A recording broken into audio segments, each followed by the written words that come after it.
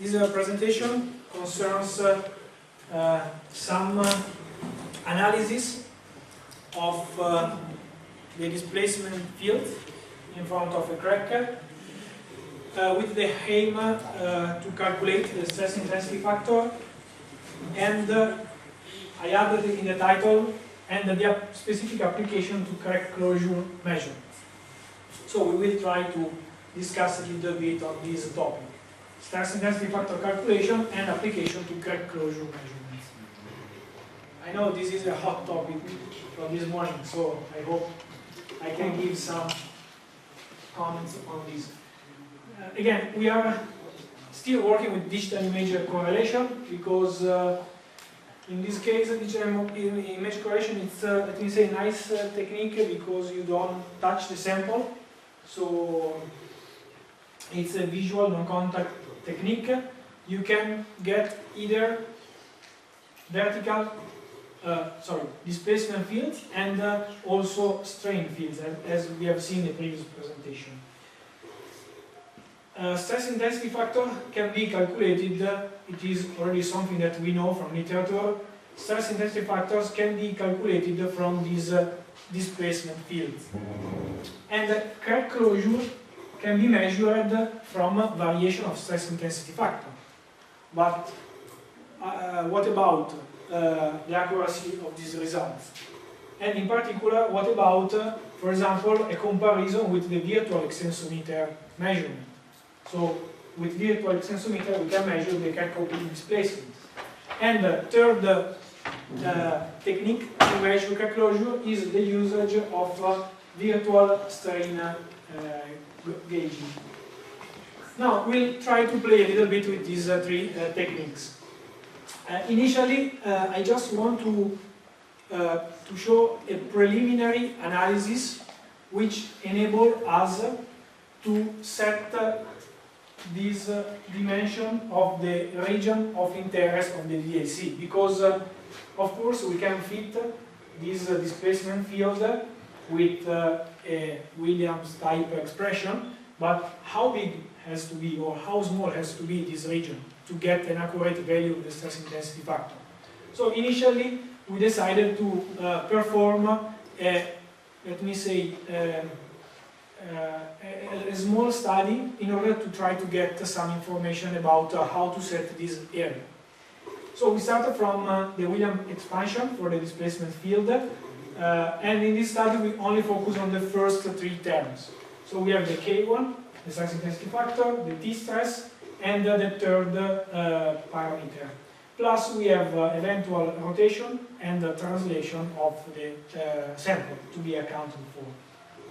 We know that the K1 dominates the stress singularity, describes the stress singularity close to the crack tip, but if we are considering also some part of the material in this area larger from the singularity, we need to account for additional terms in order to have a better description of the displacement field.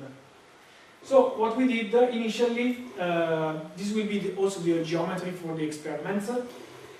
We performed some finite element simulations on these two geometries. We have a center cracked tensile sample geometry and a single edge notched tensile geometry. W is the width of the sample of the geometry, the crack length is A, and we defined this region of interest, and we call it with this dimension D. So D is the region from which we extract the displacement field. So this information. We performed different simulation with finite elements. So just setting some crack lengths. Here are normalized by the width of the sample. So we start from a short crack. We took other cases. So this is just a simple static analysis, linear elastic. The idea is just to take the displacement field from the analysis and try to calculate the stress intensity factor from these simple simulations. Again, the idea is to have an idea of the influence of the dimension of this displacement field depending on the number of terms considered in the fitting of the displacement field. So we choose a very small finite element simulation, less than 1 microns, and of course the crack considered is longer, and we moved this very refined region, keeping it always in front of the crack tip. We performed also some convergence analysis just to set properly the dimension of the finite elements, and this is the typical output that we are analyzing. So this rectangular region represents half of this region, and the blue line represents the ISO displacement lines that we got from the finite element simulation, and the red one is the displacement field predicted by a regression over the 3 terms, K prime, T stress, and the third term, so the fitting of the Williams-time expansion of the displacement field. We used a minimization based on the sum of the squared errors. So out of this fitting we can get K prime, T stress, and A13. And with these finite elements we, let me say, played a little bit with the dimension D, with including only K prime, only T stress, and all the 3 terms.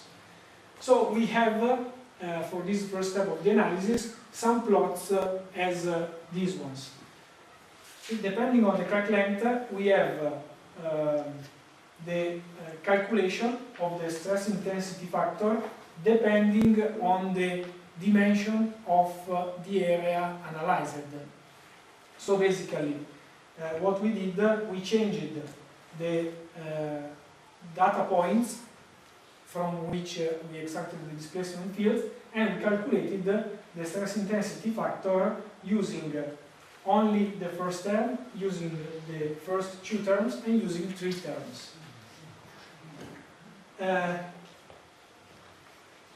The solution for this case is known and is 10, in this case 10 megapascal square root of meter. So we can see that if we consider only the regression using K prime, the solution is accurate only if you take the displacement in a small area in front of the crack tip. And this is absolutely reasonable. If we include also the other 2 terms, we can see that for typical regions that we can acquire with digital image correlation, we have good estimation of the stress intensity factor only if we include also the third term of the Williams expansion expression. So the idea is that if we wanted to analyze, for example, with the digital image correlation, a crack that is longer 0.05 normalized by W, we need to choose with digital image correlation at least a dimension of 0.04 millimeters in order to have a good result in terms of fitting with 3 terms. And so on. So we have all the results for different crack lengths and for also the second geometry. Again, this analysis is only a preliminary analysis just to try to understand how we need to set the dimension of the region of interest of DAC in order to get a good estimation of the stress intensity factor. Of course, there are limitations for this preliminary analysis. We are not considering that we have plasticity at the crack tip, and this is a limitation. And we are not, for now, including any potential noise that comes from DAC, because of course DAC also has some noise to be added. And again, this is something that we probably will address later. The last step for this preliminary analysis was also to investigate the effect of taking a different geometry of the region of interest, and this seems to give differences between these two choices of plus minus 5% in the stress intensity factor estimation. So now let's move to some application or experimental validation. We chose a steel for this investigation with these material parameters. We have again a dog bone sample with 6 millimeters of width and 3 millimeters of thickness, and we machined a notch of 1 millimeter, plus we used the razor blade in order to sharpen the notch and favor pre-cracking in this case. We analyzed with digital image correlation different crack lengths during propagation, starting from 1.8 millimeter to 2.6 millimeters. And in this range of crack lengths, the load amplitude was constant, so the delta K was increasing from around 11 megapascal square root of meter to almost 15 megapascal square root of meter. The load ratio is 0 for this experiment. Now, this is the experimental setup. So basically, after pre-cracking, we prepared the sample by airbrushing a speckle pattern. We have this in situ microscope and the CCD camera, and we can capture images, real-time images. So what we typically do, we acquire a video with this CCD camera. During loading, we have the signal from the load frame, so we know the load, and we can later correlate the load with the images acquired during loading of the crack. By the correlation of the images, we can acquire the displacement field and try to calculate the stress intensity factor. Now, as I said, the load ratio is 0, and what we typically do, we acquire, as I said, multiple images during one loading cycle, and for us, the reference image is the one captured at the minimum load. So, the stress intensity factor that we will determine with the correlation of these images is always the stress intensity factor variation from the reference condition.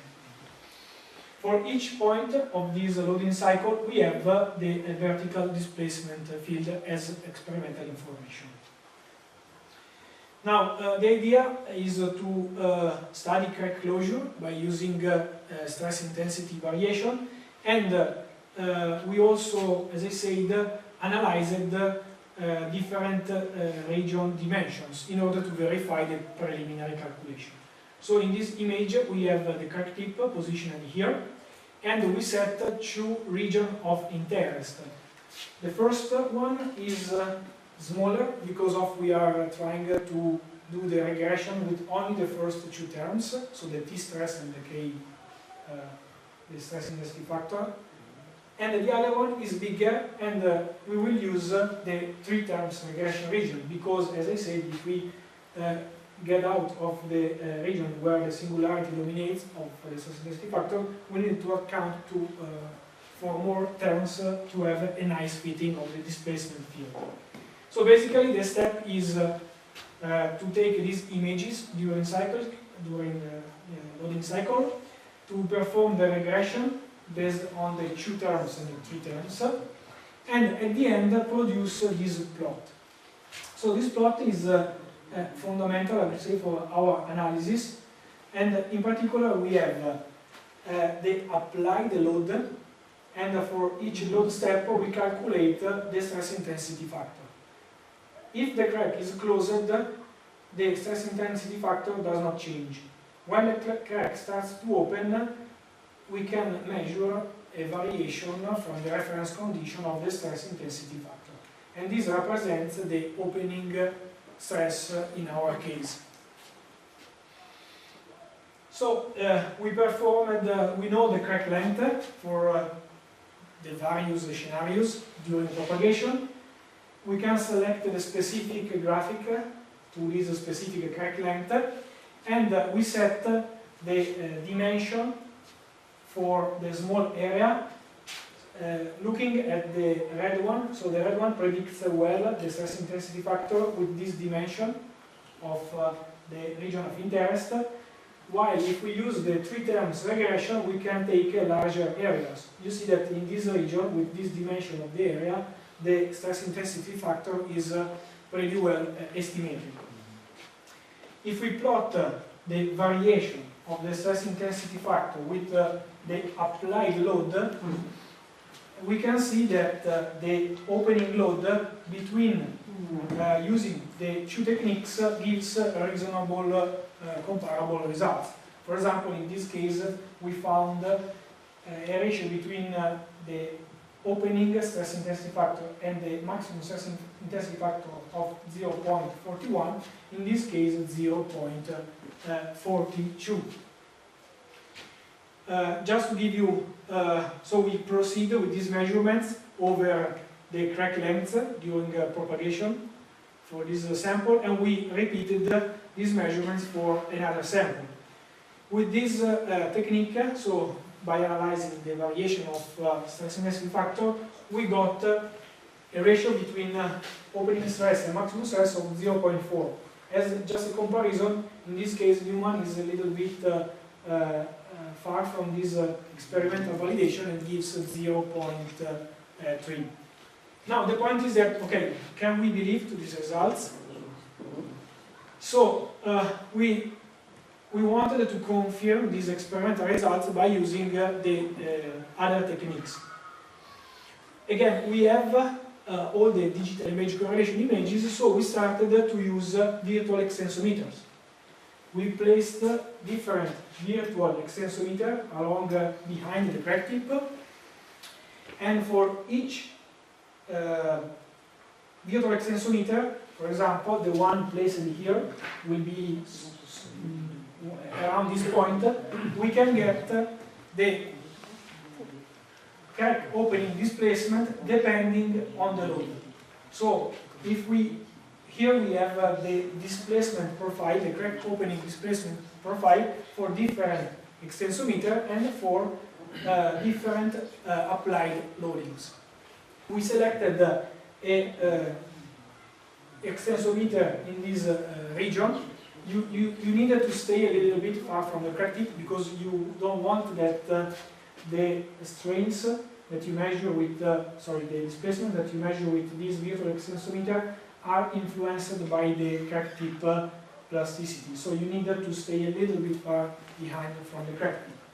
And we got this variation of the crack opening displacement with this virtual extensometer depending on the applied load, so we could estimate the ratio between the opening stress or force and the maximum force, getting a result at 0.37, which are not that far from the previous experimental evidence of the opening stress.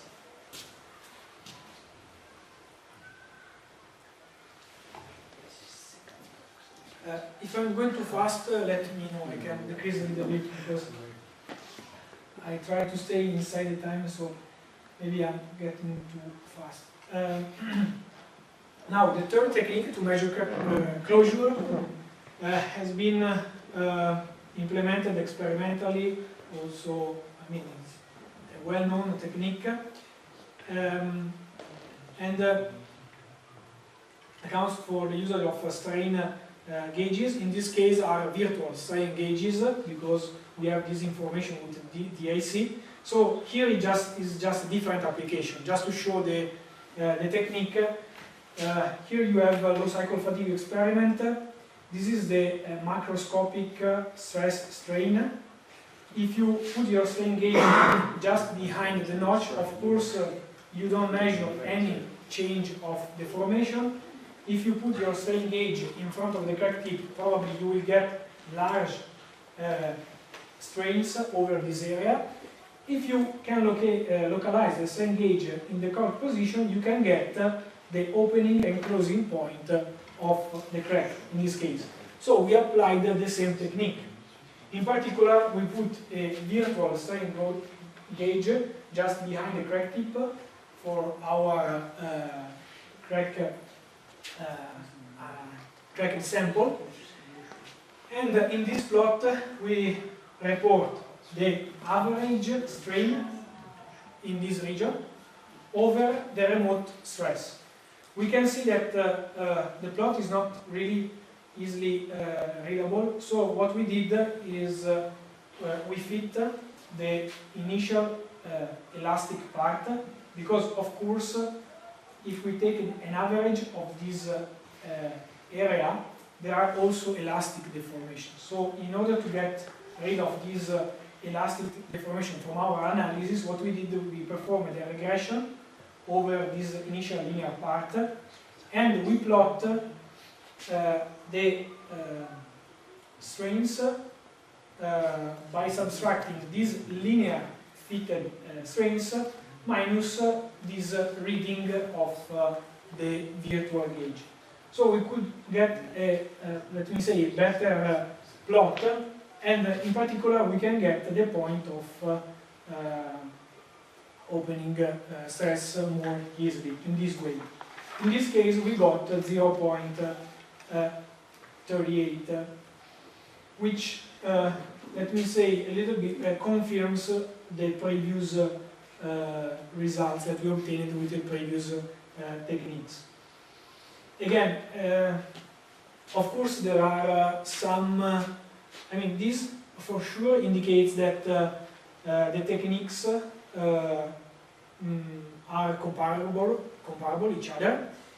Of course there are open points. First of all, we are not considering, at least for the simulations with the finite elements, corrective plasticity and the noise that we have in the DIC, which can affect the stress intensity factor calculation. And another big issue that I would say as an experimentalist is that the position of this strain gauge is done by, how can I say, is affected by human perception. So depending on the position, the result can be strongly affected. So I would say as a future development, would be nice to perform also, I mean, to give some, how can I say, guidelines to properly set the dimension of the strain gauge and the position depending on the crack tip. So this analysis shows that we have for sure a potential techniques that can estimate properly the crack closure phenomenon. So that's all.